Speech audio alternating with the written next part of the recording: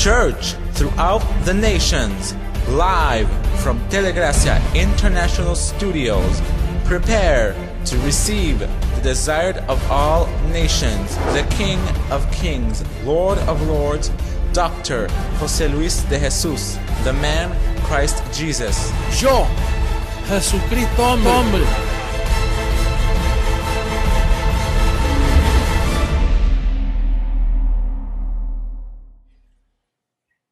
Well, today we are going to speak of the people of Growing Grace know that I make them happy. And today I'll take a little time to speak on how making people happy works. Perhaps you have a mother, a father, or a family member to whom you say, how can I explain what I have experienced? Because they are jealous that, look, you call me dad. And your fidelity towards me, that nothing moves you. They can say this or that. The Bible clearly speaks that this word engenders. Imagine, you have a father, and he engendered you. So, it's one father for your entire life. I know who my father is, and who my mother was. It's fidelity. Even though there are sons that are ingrates, but they know they were ingrates to their father. And this is due to the engendering that takes place in the inner spirit, in the inner man. We can read it biblically. Before entering fully in the tracing, let's read second letter to Corinthians, chapter 6, in verse 16. Look how it says. It says, and what agreement has the temple of God with idols? For you are the temple of the living God that is living. God that is living. As God has said, I will dwell in them and walk among them. Naturally, if he's a living God, he dwells and walks among them. It's not how the sick Protestant system says that he's going to come down and rapture the church and he will take them and leave everything desolate. They walk in division. They don't know the gospel. Imagine, they still have the gospel of circumcision, and Jesus is going to come for a church like that? A church that lives by works? No. First, he has to walk and teach and educate and comfort. Remember that Jesus of Nazareth warned us, I will send a comforter to be with you forever. Not like it is now, for a little while. When he comes, he will teach in all truth. And this is what the comforter is doing with his people, dwelling and walking among them. His initials are JH. And he lives and walks and teaches. And look what it says he does. I will be their God, and they shall be my people. My people, one beloved, one church worldwide.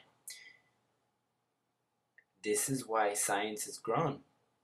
For me to be able to be a pastor and have a church. By giving power to the image. By giving it power, the image would speak. An image doesn't speak, but this one that you're seeing here speaks. Like Daniel said, if it's one people, they should have one pastor, and all speak one same thing. Don't you think so? Not like the system where one says one thing and another says another thing, and they have a vocabulary that reflects that they're not people of God. They are a religion. They all differ, all of them. I'm not going to mention religious last names because there are too many. Washington, D.C., there are thousands of denominations registered, and they all speak differently. They all have different creed and different religious rules, so please don't call that a church. The church is growing in grace. Yes, this is it. The church that speaks one same language, that has one pastor. And so it says here that they will be my people. Verse 17. Therefore, come out from among them and be separate, says the Lord. It's time that you separate yourself from the Catholics and Protestants. You have to come out from among them, because that is filth. That is division. They don't speak the same. It says, come out from among them and be separate, says the Lord. Do not touch what is unclean, and I will receive you. I will be a father to you, and you shall be my sons and daughters, says the Lord Almighty. That's why they call me Dad, because I'm a father to sons and daughters. Listen, sometimes I'm in a place and there's a Colombian there, and he calls me Dad. And then there's an Ecuadorian, he calls me Dad. There's a person from Costa Rica, and he calls me Dad. There's a Cuban, and he calls me Dad. And there's a Puerto Rican, and he calls me Dad. Hey, wait a minute. People say, how many children do you have? How many times have you gotten married? Because I have so many children all over. I have Guatemalans that call me Dad. I have Hondurans that call me Dad. Nicaraguans, Brazilians, Dominicans, well, from all over. In Spain, they call me Dad. But it's biblical, blessed. We are speaking of the Father of the Spirits. I engendered you. I'm still amazed with what happened in 1973 to me. It's a wonderful thing. It's a language that I learned. I was telling Martin, Bishop Martin, just the other day that I was one of those preachers of leave your crutches, come down here, leave this and leave that. Sometimes in a group they would speak of predestination and of the decree of God, and I got scared. I would say, stop that conversation, because I don't know anything about this. Then all of a sudden, in one day, a new people were born. Well, the first father, then the people. A nation was born in one day. All of a sudden, Jesus comes and integrates. The resurrected comes and integrates in my being. And the next day, I was a theologist of the ages. I found everyone wrong. I found them in apostasy. They were like, who is this guy who has barely studied? And he says that we're wrong. That happens because the mind is the one that's here, blessed. The mind of Christ. Now, I was reading the stagnant that there is and why they don't understand. Let's see Galatians chapter 3 so you can see the revelation that those first verses hold. It says, "O foolish Galatians, where are their senses? They have no senses. O foolish Galatians, who has bewitched you?" Another version says, "Who tricked you, that you should not obey the truth, before whose eyes Jesus Christ was clearly portrayed among you as crucified?"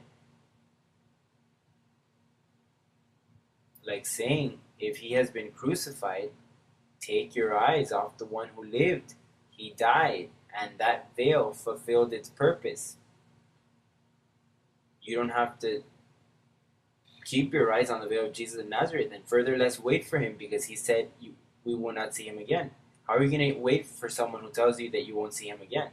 He would return, but in another veil, not in the veil of Jesus of Nazareth, the Jew.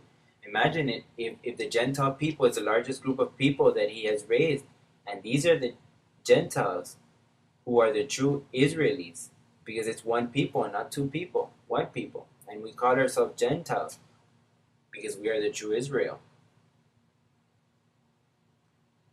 So how are you going to set your eyes on a Jew? This is what happened to the world. This is the veil of the nations, Jesus of Nazareth. And he represents works and law. And look what it says in verse 2 of Galatians.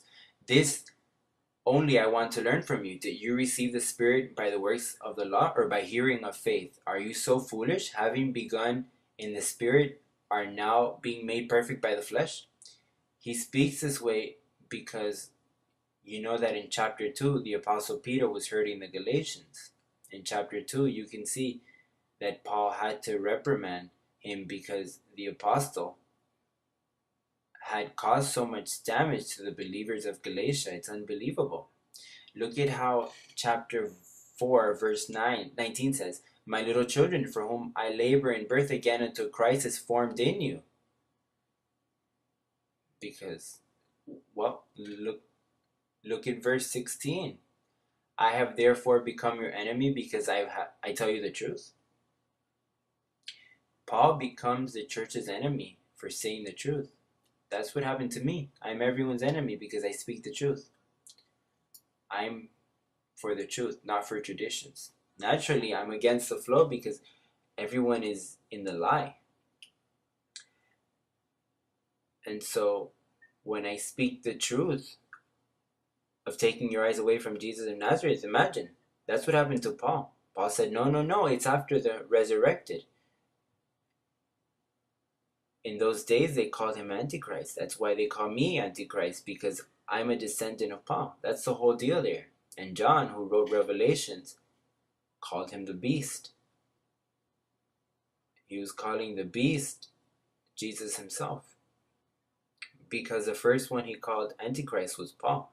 And Paul was like an angel of God, like Jesus Christ himself. It says there in Galatians 1:24. Verse 14 of chapter 4. And my trial, which was in my flesh, you did not despise or reject, but you received me as an angel of God, even as Christ Jesus. But those were the Galatians. Yet John treated him like an antichrist due to the teachings of the Apostle Peter. So it says here, going back to chapter 3, verse 4, have you suffered so many things in vain? If indeed it was in vain, therefore, who supplies a spirit to you and works miracles among you, does he do it by the works of the law or by hearing of faith? Listen, if you have the eyes set on Jesus of Nazareth, you are in works, you are not in faith. This system demonstrates it's not in faith when you listen to them say, God bless you, God blesses you, God keep you, blessings. They don't dare say blessed, because look at what it says in Galatians 3:9, verse 9. So then those who are of faith, those who are in the spirit of faith, are blessed with believing Abraham. But don't call them blessed, because then they say, oh, those are the ones of the Antichrist, of the 666, of the grace. Because that's how we're treated. That's how the slaves speak and the orphans speak. They hurt us when we haven't done anything or hurt anyone. We are people of good. If people would read mitestimonio.com and read all the testimonials that there are there of the good that we do to the confined, to the professionals, to the so-called poor. We teach people how to speak. We educate them. We make them happy. Imagine, how do I make people happy? Number one, I tell them that they began before having flesh. They incarnated. Like it says in Hebrews 2:14, where it says, inasmuch then as the children have partaken of flesh and blood, he himself likewise shared in the same. What did God do? He shared in flesh. He incarnated. But the sons also incarnated. So you see, we take the people there and then we tell them that they were there before they were born, and they went through their mother's womb, that the angel cared for the spirit and helped it. Yes, it helped your spirit. Like Isaiah 44, verse 3 and 4. It says that those that are helped by him, not all are helped by him, but the chosen. That's where you understand predestination. You are predestined to understand. You are predestined to understand Romans chapter 9, verse 10, where it says that they had not done good or evil, so that the purpose according to election might stand. You will understand that the devil was destroyed. You will understand that you weren't born in sin, because you were born after Christ died and put sin away from the world. You were simply an enemy in the mind. You didn't have the information. So that's why you spoke like you did. I am sick, I'm messed up, everything goes wrong in my life, because your tongue wasn't governed. Didn't have guard. That's why the psalmist said, put guard on my mouth. You couldn't in the covenant, in that previous covenant, but in this covenant, you can place guard on your mouth, so that with your mind you guard. It watches what you speak, and you can say, I receive it or I don't receive it. Blessed. You are a completely happy person, because we made you happy on the inside. because you have a Father, because you have been engendered in the Spirit, because you have been sealed with the Holy Spirit of the promise. And we continue with our things. Blessed is the servant that when his Lord executes the transformation, finds him doing so, studying, working, doing our things, enjoying the day, treating each other well, having a good time and rest with organized thoughts. And that's the government of God on earth. A government that deserves to be standing because it honors the word. Once Jesus of Nazareth said, "Why do you call me Lord, O Lord, and don't do as I say?" Well, if you want to walk in the truth, why don't you do what the Apostle Paul says in the Gospel of Uncircumcision? Okay, then it will be until the next opportunity where I will speak to you with another message that guarantees to edify your life and keep you with your eyes set on our goals. Goodbye.